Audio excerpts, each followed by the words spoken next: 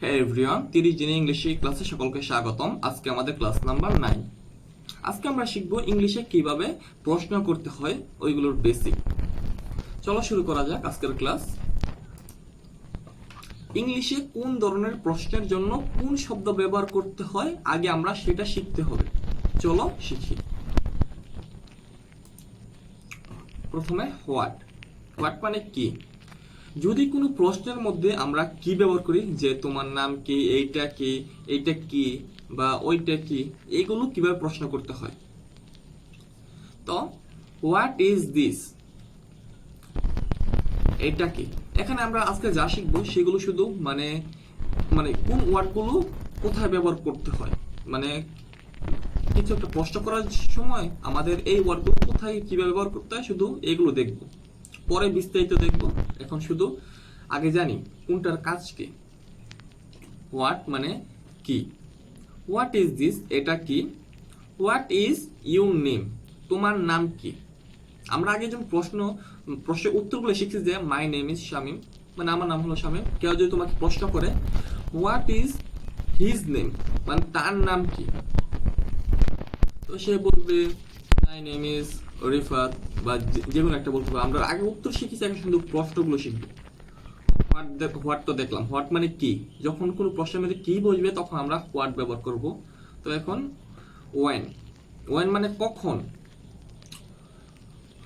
When মানে কোনো প্রশ্নের মধ্যে যখন আমরা কখন শব্দটা ব্যবহার করি, যে কখন আসবে, কখন যাবে, বিয়েটা কখন, স্কুল কখন থেকে শুরু হবে, এইগুলো যখন প্রশ্নের মধ্যে আসবে তখন আমরা ওয়েন ব্যবহার করব।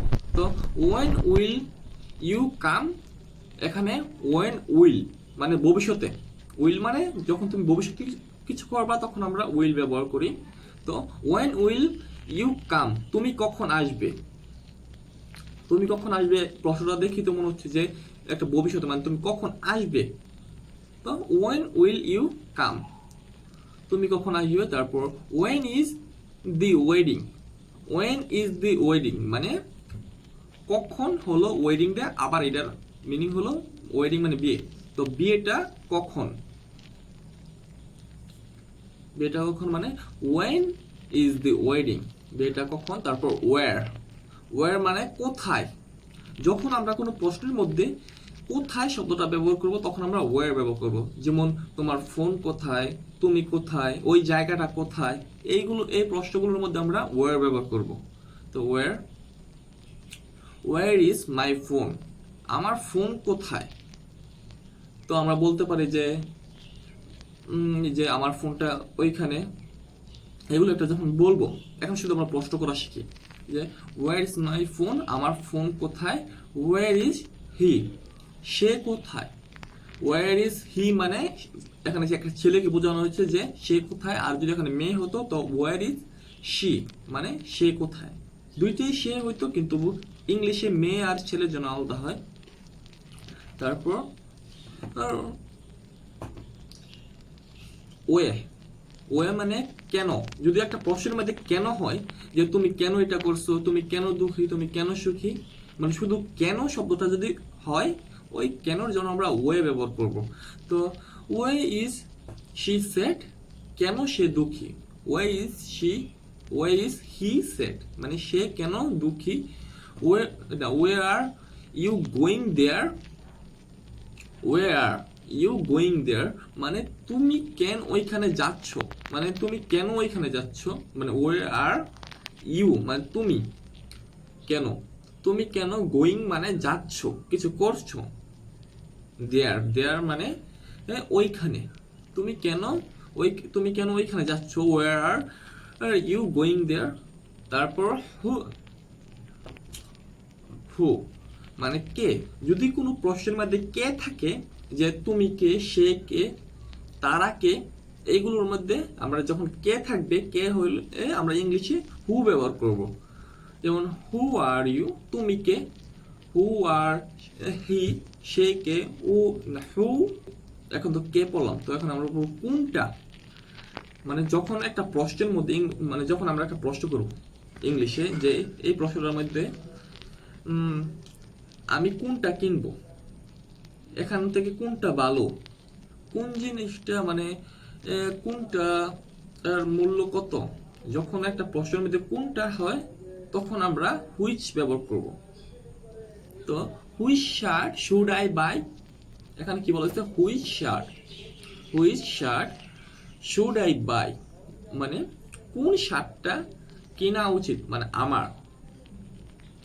Which shirt should I buy মানে আমার কোন শার্টটা কেনা উচিত। এখানে বোঝানো হয়েছে যে একটা কোন কোন শার্টটা, মানে একটা নির্দিষ্ট শার্ট কে বোঝানো হয়েছে যে কোন শার্টটা আমার কেনা উচিত। Which shirt should I buy. তারপর এখন হাউ, হাউ এর ইংলিশে যখন আমরা কিভাবে, কেমন বা কত, এই তিনটা জিনিস বা যে কোনো একটা এখান থেকে এই তিনটা জিনিসের থেকে যে কোনো একটা জিনিস ব্যবহার করে থাকি তখন আমরা হাউ ব্যবহার করব। ইংলিশে যখন তুমি কেমন আছো, এই দেখো কেমন, মানে কেমন শব্দটা থাকলে হাউ ব্যবহার করব, যে হাউ আর ইউ, তুমি কেমন আছো, হাউ আর ইউ, তুমি কেমন আছো।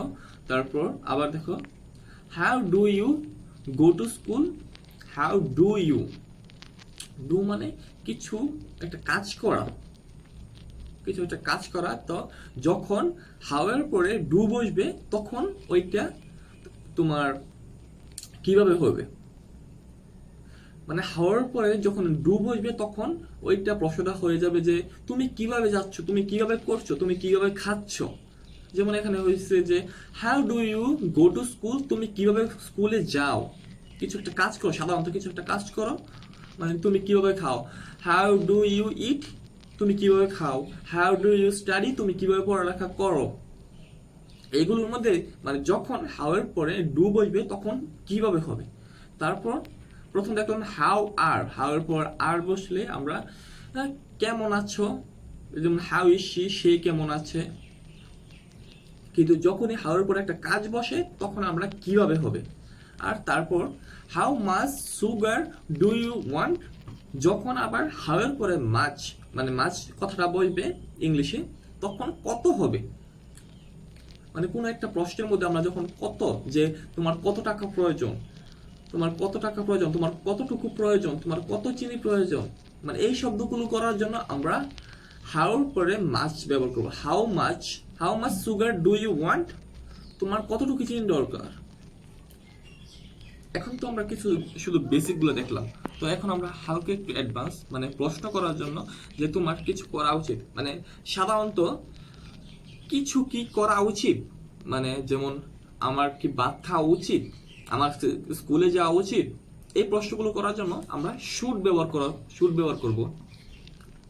যে should I go to school, আমার কি স্কুলে যাওয়া উচিত। শুড আই ইট, আমার কি খাওয়া উচিত। শুড আই স্লিপ, আমার কি ঘুমানো উচিত।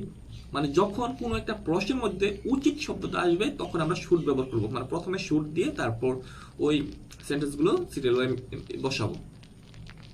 তারপর যখন একটা প্রশ্নের মধ্যে আমরা মানে কিছু করতে পারি, যে আমি কি খেতে পারি, আমি কি ঘুমাতে পারি, আমি কি সাঁতার কাটতে পারি, আমি কি যেতে পারি, যখন কিছু একটা পারি এই কথাটা বসবে প্রশ্নের মধ্যে তখন আমরা ক্যান ব্যবহার করব। ক্যান ইউ সুইম, তুমি কি সাঁতার কাটতে পারো। আই ক্যান সুইম, আমি সাঁতার কাটতে পারি। তারপর ক্যান ইউ ইট, তুমি কি খেতে পারো। তুমি কি খেতে পারো। আই ইট, না আমি পারি না। আই ক্যান ইট, আমি খেতে পারি। প্রশ্নের উত্তর তো আমরা আগে শিখেছি, এখন শুধু প্রশ্নগুলো কিভাবে করতে হয় ওইগুলো বেসিক দেখতেছি। তো এখন তো আমরা দেখলাম কিছু করতে পারি নাকি, এখন আমরা দেখব তুমি কি কিছু করো, মানে সাধারণত যখন আমরা কিছু করো, যেমন তুমি ফুটবল খেলো, তুমি ভাত খাও, তুমি ঘুমাও, তুমি তুমি তুমি স্কুলে যাও, যখন সাধারণত কিছু একটা কাজ করো তখন আমরা ডু ব্যবহার করব। যেমন ডু ইউ প্লে ফুটবল, তুমি কি ফুটবল খেলো। ডু ইউ প্লে ফুটবল, তখন আমরা উত্তর দিব যে আই প্লে ফুটবল, আমি ফুটবল খেলি সাধারণত। তো এখানে আরো প্রশ্ন যে ডু ইউ ইট রাইস, তুমি কি ভাত খাও। আই ইট রাইস, আমি ভাত খাই। মানে সাধারণত যদি কোনো একটা জিনিস যে তোমাকে জিজ্ঞেস করছে তুমি ঘুমাও, মানে সাধারণত জিজ্ঞেস করছে তুমি কি করো, তুমি বলবা যে ডু ইউ, না তোমাকে জিজ্ঞেস করছে তুমি কি করো, তখন তুমি তো বলবা যে আমি বসে আছে, শুয়ে আছে, খাচ্ছে, এগুলোকে একদম সাধারণ কোনো একটা সাধারণ জিনিসকে বোঝানো হলে আমরা ডু ব্যবহার করব। তারপর যখন যখন আবার মানে এই ডু আর ডাজ এর মধ্যে একটা পার্থক্য হলো যে ডু হলো তোমার মানে তুমি সেকেন্ড পারসন আর হচ্ছে first person, second person, third পারসনের প্লুরালের ক্ষেত্রে ডু বসবে, আর হচ্ছে থার্ড পারসন সিঙ্গুলারের ক্ষেত্রে ডাজ বসবে। তো এখন আমরা শিখবো ডাজ। ডাজ কখন বসে? ডু তো বললাম যে ডু হলো, আর ডু হলো যখন তুমি কিছু করো তখন আমরা ডু ব্যবহার করব, তোমরা কিছু করো ডু ব্যবহার করব। কিন্তু যখন থার্ড পারসন সিঙ্গুলার হবে, যে সে কিছু করে, তখন আমরা ডাজ ব্যবহার করব। যেমন does he go to school, সে কি স্কুলে না সে মানে সে কি স্কুলে যায়। বলছে ডাজ হি প্লে ফুটবল, সে কি ফুটবল খেলে। মানে যখন সে হবে মানে সে তখন ডাজ হয়ে যাবে, যখন তুমি তখন ডু হবে। মানে তুমি কিছু করো, do you play football, do you eat, do you do, মানে তুমি কি কিছু কাজ করো, মানে এই শব্দগুলোর মধ্যে ডু। কিন্তু যখন পার্সন যখন চেঞ্জ হবে, যখন থার্ড পার্সন সিঙ্গুলার হবে, তখন ডাজ হয়ে যাবে। যেমন does he go to school, does he eat, does he swim. এখন আমরা ডিড দেখব। Do does did. ডু আর ডাজ হলো তোমার পার্সনের, প্রতিটা পার্সন চেঞ্জ হয়, কিন্তু যে ডিড আছে এই ডিডটা চেঞ্জ হয় না। ডিড হলো আমরা first person, second person, third person যখনই আমরা মানে অতীত নিয়ে কথা বলবো, যে সে কিছু করেছে, সে মানে মানে তুমি অতীতে কোনো কাজ করেছো, তখন আমরা ডিড ব্যবহার করব। যেমন ডিড ইউ ইট, তুমি কি খেয়েছো। ডিড শি ইট, সে কি খেয়েছে। তারপর ডিড উই ইট, মানে আমরা কি খেয়েছি। মানে যখনই আমরা অতীতে কিছু করেছি তখন আমরা ডিড ব্যবহার করব। তো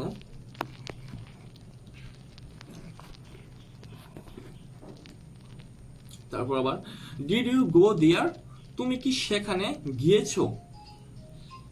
ডিড ইউ গো দেয়ার, দেয়ার মানে সেখানে, আর ডিড হলো মানে পূর্বে। এই জন্য আমরা যখন কোনো ইংলিশে যখন কোনো প্রশ্ন করবো যে আমি অতীতে কিছু করেছি, তখনই আমরা ডিড ব্যবহার করব।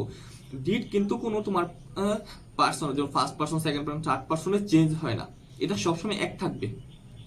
যখন তুমি অতীতে কোনো কাজ করতে যাবো তখন ডিড বসবে। আরেকটা জিনিস আছে যেমন উইল। উইল উইল হলো তোমার যখন আমরা ভবিষ্যতে কোনো কাজ করব তখন আমরা উইল ব্যবহার করব। উইলও কোনো চেঞ্জ হবে না। যেমন উইল ইউ ইট রাইস, তুমি কি ভাত খাবে। মানে ভবিষ্যতে যখন আমরা কোনো কাজ করব তখন আমরা উইল ব্যবহার করব। Will you eat rice, will you swim, তুমি সাধারণ মানে will you go to school, তুমি কি স্কুলে যাবে। উইল ইউ, তারপর will you coming, will you কাম,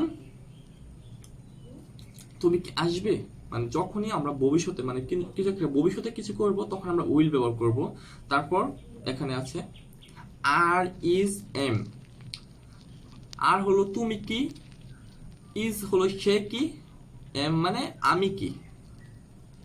যখন প্রশ্নের মধ্যে কি, যখন প্রশ্নের মধ্যে যে একটা ফিলিং যে আমি ভালো, আমি খারাপ, আমি অসুস্থ, আমি সুস্থ, যখন এমন প্রশ্নগুলো হবে তখন তখন যেমন first person, second person, third person প্লুরালের ক্ষেত্রে আর সেকেন্ড পার্সনের ক্ষেত্রে আমরা আর ব্যবহার করব। যে তুমি